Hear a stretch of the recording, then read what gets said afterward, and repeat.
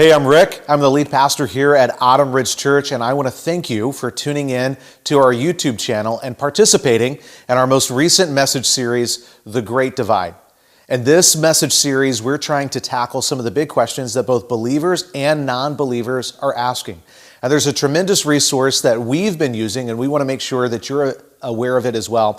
It's a book by Pastor Tim Keller. It's called The Reason for God. We're going to be referring to things from this book, and we just think it's helpful for everyone who's listening to grab this book, to read through it. Whether you're exploring faith and you're trying to figure out if Jesus is someone you want to trust, or you are a devoted follower of Jesus and you have questions that you're still wrestling through, or you want to better be able to answer those questions for people that you care about, I think you're going to find this book to be a tremendous resource. Again, thanks for joining us digitally. We hope you enjoy this message.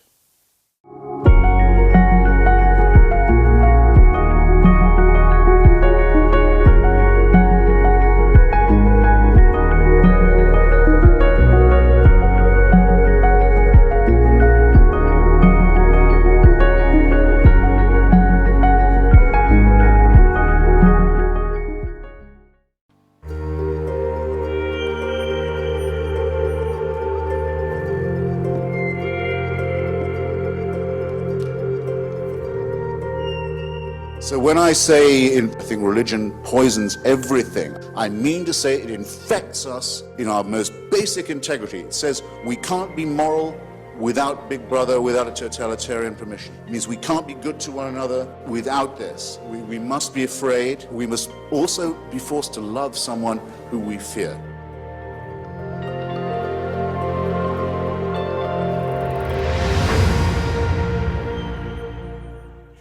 It's a little jarring to hear in church, isn't it? The voice that you heard in that video belonged to Christopher Hitchens. If you're not familiar with who he was a journalist, he was an author. He was an outspoken critic of religious faith. He vehemently opposed Christianity. He passed away a little over a decade ago, but his influence lives on because he serves as a voice for people who doubt, who mistrust, who are skeptical. He's a voice for those who tend to agree with his line of thinking. And as we jump in today, my question to you is this: what are you feeling? What was it like to hear that? If there's anybody in the room and you would say that you're not a follower of Jesus, so you've got doubts and unanswered questions, whether you're in the room or whether you're watching online, it's our hope that you would feel encouraged today, because we're going to respond to the things that Christopher Hitchens said. We're going to answer honestly. We're going to answer vulnerably. We're really going to engage that head on. And if that's you, if you're just really eager to hear what those answers are, I'm going to ask you to be a tad patient with me right now, because first, it's important that I address all the followers of Jesus in the room and those who are watching online, and we have to address the wrapping paper that surrounds our response before we get to the substance of our response. And so for all of those of you in the room who are like me, would say that I'm a follower of Jesus, I love Jesus, it's my trust in him, it's my allegiance to him that serves as the bedrock of my identity. As you listen to those words, what were you feeling? What was that like emotionally? Did anybody feel attacked? Did anybody feel uncomfortable?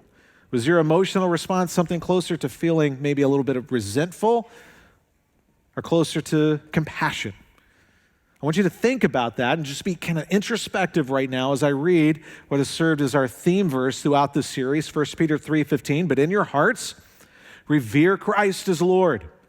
Always be prepared to give an answer to everyone who asks you to give a reason for the hope that you have, but do this, let's say it out loud, with gentleness and respect. I suppose that's easy enough to do, to give gentleness and respect when you feel it, right? And it's certainly easier when you feel like the other person is approaching you with gentleness and respect. And in that regard, it's kind of like a game of catch. It's a lot easier for me to toss these things back to you if I feel like you're first giving them to me, right? How reasonable is it to expect someone to respond with gentleness and respect when they don't feel it? What about when you don't feel it? How reasonable is it to expect for you to respond like this when the other person is not approaching you with this? This verse right here is really driving me to ask myself some diagnostic questions. I'm going to share those questions that I'm asking myself with you. And listen, I invite you to be as vulnerable with these questions as you want to be. But these are the questions that I'm asking myself because of this verse. Do the people who know me the best, would they use these words to describe me? Gentleness and respect. The people who only know me from a distance, would they use these words to describe me? What about the people who disagree with me and the people who know that I disagree with them? Would they use these words right here to describe me? What about the people who I'm engaging with online? Would they use these words to describe me? What about those folks who get to be a part of my closed door, unedited conversations? You have a group of friends like that? You just kind of just take the mask off and be real? Would those people use these words to describe me? Here's my last question. Have I given any of those people permission to give me honest feedback about how accurately these words do or don't describe me? If you're a note taker, and I hope that you are, I want to start here. Would you write this down? We can decide in the moment, or we can pre-decide right now to respond with gentleness and respect. We can wait and see what happens in the moment, how we feel and how the other person is treating us, or we can pre-decide right now, no matter what the moment is like, no matter what I feel like, no matter what the other person is like, no matter what, I'm responding with gentleness and respect. And I want to suggest today, that if we wait and decide in the moment, if we're not willing to pre-decide no matter what, gentleness and respect, and also pre-decide right now, I will do whatever I have to do to develop those things and to grow in areas of being gentle and giving respect. What I'm suggesting is if we're not willing to make that pre-decision right now, at least in this area of our life, we're not following Jesus. So can we just say right now, I'm pre-deciding right now, I'm pre-deciding again right now that no matter what, I'm responding with gentleness and respect. But in your hearts, revere Christ as Lord. This right here, gentleness and respect, they are products of doing this first. This right here happens because we've revered Christ as Lord. You know what that means? That means for all of us who would say that we're followers of Jesus, our disposition towards people has nothing to do with their disposition towards us. Our disposition towards people is 0% based on their disposition towards us and how they treat us. As a matter of fact, it's wholly based on Jesus' disposition towards us and our response to him. And so when we reflect gentleness and respect, and when we give gentleness and respect to someone else, it's not merely a reflection of what we think about them. It's you and me choosing to reflect Jesus. And that's at the heart, that's the essence of what it means to be made in his image. And so if it comes down to deciding in the moment or pre-deciding right now, I say let's pre-decide. Let's just pre-decide right now. No matter what it takes in the moment, I'm going to give gentleness and respect. And no matter what it takes right now to develop it, I'm going to do what I have to do to develop gentleness and respect. How does that sound? Does that sound good? Are you guys with me? All right, I got one person over here. We're in it together. So there are probably all kinds of pre-decisions that we could make to support that, but I want to suggest two today. And here's the first one. Let's pre-decide what we want most. Answers to objections or ammo for debate. So far, every time I've said this, people have laughed. And this is why I think we laugh, because we know what it's like to be on the wrong side of that. And we all know what it's like. It feels kind of good to zing people, right? And if this is what we opt for, it's because deep down there's something in us that really we just kind of want to zing people. And I want to say that if this is what we're doing, if we opt for ammo for debate, the gentleness and respect are not going to be realities. Maybe we'll demonstrate gentleness and respect as tactics when they serve our when they're to our advantage, but they won't be virtues that flow out of our character. And what I want to say today is don't take the bait. Don't fall for the trap of trying to develop clever tactics instead of developing Jesus-like character. But if we opt for this, if you say, no, what I care about is being able to answer people, that means that you have adopted a disposition where you value what you want for people, not what you want from people. And that is a disposition of love. Here's another pre-decision we can make. Let's pre-decide if we want to demonstrate how blank we are or how good Jesus is. And I know it looks like I forgot to add something here, but I want you to fill in the blank. There are a variety of different ways that we could fill in the blank. Let's pre-decide right now if we want to demonstrate how good we are or how good Jesus is. Let's pre-decide, do we want to demonstrate how smart we are? Or do we want to demonstrate how good Jesus is? Do we want to demonstrate how important we think we are? Or do we want to show off how good Jesus is? What's most important to you? What do you value? And before we try to put this into practice, before we respond to Christopher Hitchens and people who would agree with his viewpoint, before we try to do that with gentleness and respect, I think I owe it to you to acknowledge out loud a tension that we cannot avoid. We just have to learn how to navigate. And this is the tension. Followers of Jesus shouldn't offend anyone. The message of Jesus eventually offends everyone. Does that make sense? I want to say something. It might be kind of new. We are the wrapping paper that people have to get through to get to the gospel. Let me say that one more time. We are the wrapping paper that people have to get through to get to the gospel. They are going to experience what we are like before they hear from us about Jesus. What do we want that experience with us to be like for them? Let's just decide right now, the wrapping paper cannot be offensive. And yet the gospel message of Jesus will be. When we say the gospel, that's a word that really just means good news. And the message of Jesus is good news, but it's good news that starts with bad news. It's bad news that's even offensive news, that we are all far more guilty and morally messed up and sinful than we could ever dare admit. You are not good enough. No matter how hard you try, you won't be good enough. And yet, in Jesus, we're far more loved and accepted and delighted in and forgiven than we could ever dare hope. So for those of us who are followers of Jesus, it's our responsibility to understand this tension and to navigate this tension well. And so for the rest of our time, let's try to do this well together. Let's give answers.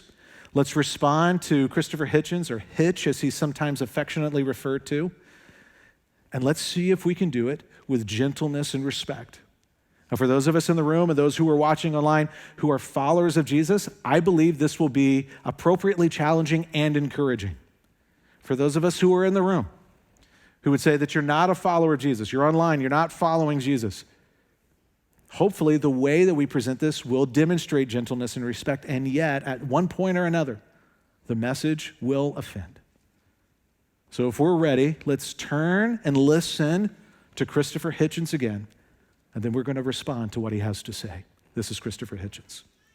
So when I say, I think religion poisons everything, I mean to say it infects us in our most basic integrity. It says we can't be moral without Big Brother, without a totalitarian permission. It means we can't be good to one another without this. We must be afraid. We must also be forced to love someone who we fear. There's a lot packed into that. There's at least two big ideas. And the first idea we can engage through a question. And the question that he seems to be raising to the surface is this one. Can we be moral and do good things without God? What do you think? Now, this is an interesting question. Now, this is a question that you might even have a good time debating and talking about over lunch today. But for followers of Jesus, this is an irrelevant question. To people who try to take the Bible seriously, this is irrelevant. To people who are trying to seriously respond to the Bible, this is irrelevant. Whatever Christopher Hitchens is reacting against and responding to, it is not biblical Christianity. The Bible doesn't teach, Jesus doesn't teach that you have to believe in God to do moral things or to do good things. Of course you can be a moral person and do good things. There are all kinds of irreligious people and practitioners of other religions who are far better people than I am. There are loads of atheists and Buddhists and Muslims who are more kind, more hospitable, more patient, more generous, more gentle, more respectful than I am. What a person believes or doesn't believe about God has very little to do with their ability to make moral choices or to choose to do good things. This is not the question. This is the question. Can there be good if there is no God? That's the question. And to someone who would say, well, Rick, yeah, they're going to be good. God doesn't have to exist. I want to say, according to whom? According to what standard? What does that even mean? I'm going to throw up a picture, and I want you to look at this picture, and I want you to tell me which one is right side up and which one is right side down. Is one right? Is one wrong? Are you ready? Are you guys ready to play along? All right. Which one is right side up? Which one's right side down? Okay. We got my small group is loud this morning.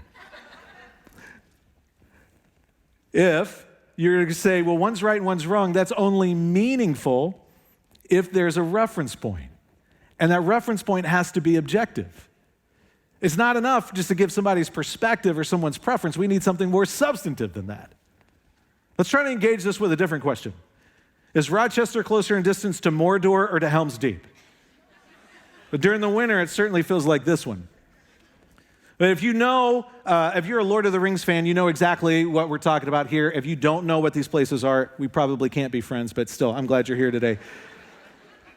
This is an intelligible question. Hear me on this. This is an intelligible question, but it's not a meaningful question. And the reason it's not a meaningful question is these places don't exist. We could talk, it's intelligible. We could talk about what's good and bad, what's good and evil, what's right and wrong. We could talk about what's good and we can talk about what isn't, but that's only meaningful if there is objective moral truth. Otherwise, we're just bickering over our favorite moral fictions. If there is no objective standard, we can still have moral ideas and moral opinions. But what we can't have is moral truth. If there is no God, there is no objective standard for moral truth. Now, I want you to hear me on this. We can still have complex and even sophisticated ideas about morality. That's possible. But we have to be honest with ourselves. Those complicated and sophisticated ideas about morality are no more valid than the rules of your favorite board game. And the foundation is no more real than Mordor or Helm's Deep. They might be happy fictions, but they're still fictions. We have made them up. And what do we call things that we make up? We call them pretend. And just like with Lord of the Rings, we can create even complex and sophisticated moral ideas. We can have stories that reinforce those ideas. And it's possible to make very real moral decisions that are inspired by those stories that at rock bottom are just make-believe. Now, I'm curious, are there any school teachers in the room? Any school teachers, former school teachers? Let me make a confession to you. I appreciate you. I'm probably one of those parents who you really find annoying. When my daughter, Caroline, was in 7th grade, she came home and she was just delighted to tell me what she's learning in class about the difference between facts and opinions. And she proudly stated this. She said, "This is what we learn in class, Dad. Facts are things you can prove, and opinions are things you can't prove." Now, as a former philosophy major, this made every hair on the back of my neck stand up, because this is nonsense. This is not the difference between facts and opinions. Facts are things that are true, whether you can prove them or not. Opinions are things you believe or it's your perspective. They may or may not be true. And so my daughter and I had a great conversation about this, and I gave her some coaching on how to talk to her teacher next time this came up in class. And sure enough, a few days later, her teacher proudly announced in the lecture, facts are things you can prove and opinions are things you can't prove. And so my cute little blonde 7th grade girl raised her hand and said, "Is that a fact?" And the teacher said, "Yes." She said, "Can you prove it?" You can't. If you take this definition seriously, then it's an opinion. The problem with trying to take this seriously is that it's self-refuting. It's self-contradictory. Now, don't miss this. It is possible to build our lives on a foundation that is self-refuting and self-contradictory, and that is exactly what is happening if we try to make up our own moral truth. It is possible to build a complex structure of thought and behavior on a foundation that is incoherent and undeniably false. And because God loves you, because you are so incredibly valuable, and because your life is too important, He gives us a kind of stop us dead in our tracks reality check. In Proverbs, we read this: there is a way that appears to be right, but in the end, it leads to death. And if there's someone in here or online and you've hesitated to give Jesus your trust, to give Him your allegiance, isn't it at least in part because you don't want to build your life on something that isn't true? And if that's you, can I ask you this question? If you are resisting God and at the same time trying to insist on living a good life, if you're resisting God and at the same time you would insist that there are things that are wrong, like racism is just wrong. It's wrong for people with power to exploit people without power. It's wrong for politicians to manipulate elections or medical data for personal gain.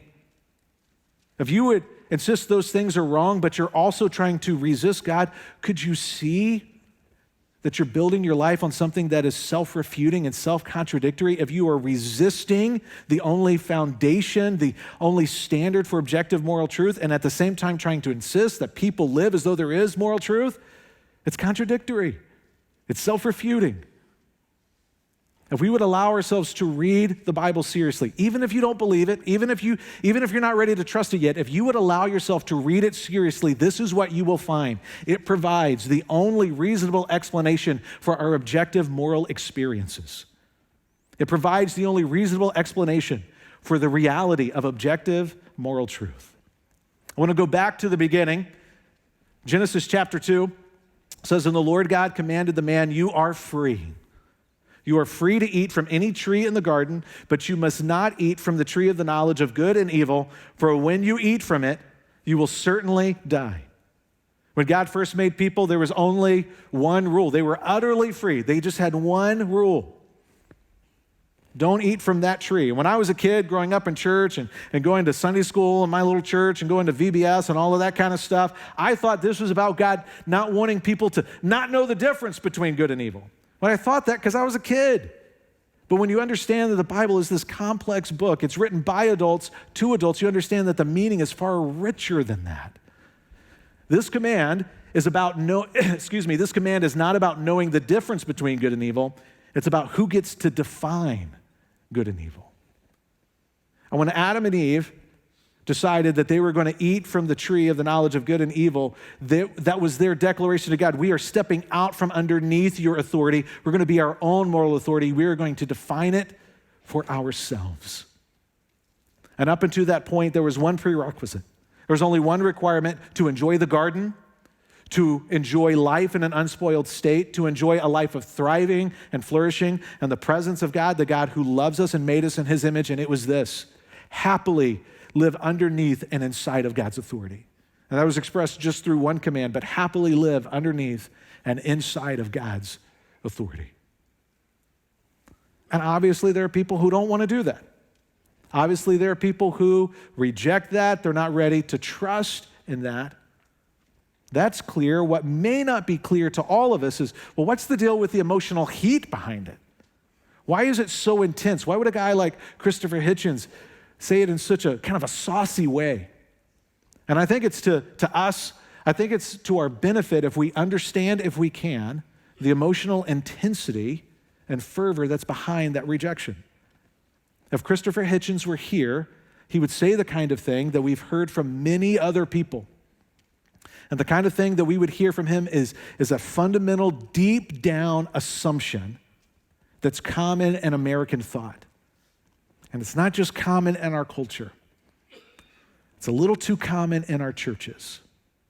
It's a little too common with believers. And it's this: the only way for me to be free is for me to be my own moral authority. In a crude way, probably an unfair way to repeat this is to say the only way for me to be free is I should be able to do whatever I want or whatever I feel. Now, there are people who would say it's this, but it's rich, it's deeper than that, it's bigger than that. There are people who would say not only is this the only way for me to be free, but the only way for me to have a life of dignity is if I get to be my own moral authority. Whatever our response is to this, I hope we can see this isn't trite. This is serious stuff. This is deep stuff. I mean, who doesn't want to be free? Who doesn't want to have dignity? And for any person who would say, the only way for me to be free and the only way for me to have a life of dignity is to be my own moral authority, biblical Christianity will offend you. It will agitate you. And you will see it as far too restrictive, far too narrow, far too exclusive, maybe even oppressive. And I get that. And that's why when I hear stuff like this, my feelings don't get hurt by Christopher Hitchens. It doesn't offend me because when you see it from their vantage point, what they're saying is, it feels like my freedom and my dignity is under assault. I hear that. If this is true, if this is the way that it is, if this is the way to have a life of freedom and a life of dignity, there's a question that I want to ask. It's not my intent to be offensive. It's not my intent to fail on being gentle and respectful. And if I haven't been gentle and respectful, I owe you an apology. But from a place of friendship, of respect and sincerity, I want to ask this question. If this is true, why isn't Vladimir Putin being internationally celebrated as an authentic, free human being? If real freedom and dignity is found in us all being our own moral authority, why isn't he the gold standard? Why isn't he our example? After all, he lives by his own rules. It's brought him phenomenal wealth, phenomenal power. And right now, he's trying to actualize for himself what he wants. And world leaders are trying to constrain his freedom. Why? If freedom and dignity is found in us being our own moral authority, why isn't he being celebrated? Well, we know the common answer. The quick and common response is this: well, you can do whatever you want as long as you don't harm anyone. Well, who said that? Where does that come from? And if you say, well, that's just how I see it. Well, let me ask you this question again with friendship and sincerity. If everyone gets to be their own moral authority, what gives you the right to impose your morality on somebody else? Aren't you simply doing the same thing that you get mad at people like Vladimir Putin for doing? But let's pretend that millions of people say this. Not just millions, let's say billions of people say this. And we're just in the majority here. Well, what about being in the majority gives us the right to impose this moral viewpoint on people who are in the minority? If that's the case, right and wrong has nothing to do with moral truth. It's really just a matter of math. And let's say millions, even billions of people constructed this idea. You know what it still is? It's made up. It's pretend. Well, let's say you say, well, Rick, come on.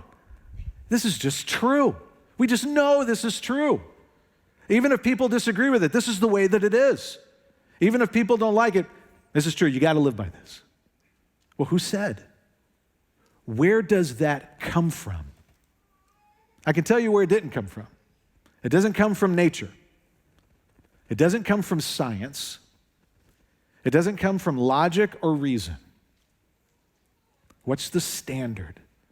What's the source of that objective moral truth? People like Christopher Hitchens, others who agree with him, really people on all sides of this issue are right to connect the idea of freedom and authority together. Freedom is only found with authority, but not in us being our own moral authority that leads to death. Freedom is found in being underneath the right authority. Objective moral truth is inescapable, but it is not unexplainable. It is best and only explained by there being a transcendent moral lawgiver. And that standard for objective moral truth is God himself. Throughout our series, our thesis has been this: faith is not in a competition with reason. It's a consequence of reason, trusting in what is true. This right here, faith, is not just for religiously minded people. This is for everyone. All people have a faith, and all worldviews operate from faith, and every single person has a worldview. Faith means trust. Faith means allegiance. Every single one of us has given our trust or allegiance to a foundation for our life. We've all trusted in something or someone. And if there's anyone here or watching online and you haven't given Jesus your trust and your allegiance, what I'm inviting you to do is to look at your foundation again. Would you see, is it really worthy of your trust? Because if you find that your foundation cannot make sense of the things that make the most sense to you, you don't have to stay stuck with that foundation. You don't have to be locked in a contradictory, self-refuting foundation. You can switch to a foundation for your life that is worthy of your trust. In the words of 1 Peter 3:15, they're not just for those who are already convinced of Jesus. They're words that are also for the doubter, for the curious, for the skeptic. But in your hearts, revere Christ as Lord. Now, the reason that Christopher Hitchens and those who would agree with him have rejected Jesus is because he thinks it's wrong to be forced to love someone who you have to fear. He's wrong on both counts. We don't love Jesus because we're forced to love Jesus. We love Jesus because we want to. We love Jesus because really we can't help it. It's the natural response. It's the natural response when you see him for who he truly is. Loving Jesus is the irresistible response when we see all that he's done to love us. And loving Jesus is the irresistible response when we see the carnage and the wreckage and the cost of us trying to be our own moral authorities. And when the Bible talks about fearing the Lord, it's not talking about terror. It's really talking about this word right here. It's talking about revere. It's talking about reverence. It's talking about a response of awe. And when we revere Jesus, we're not afraid of him.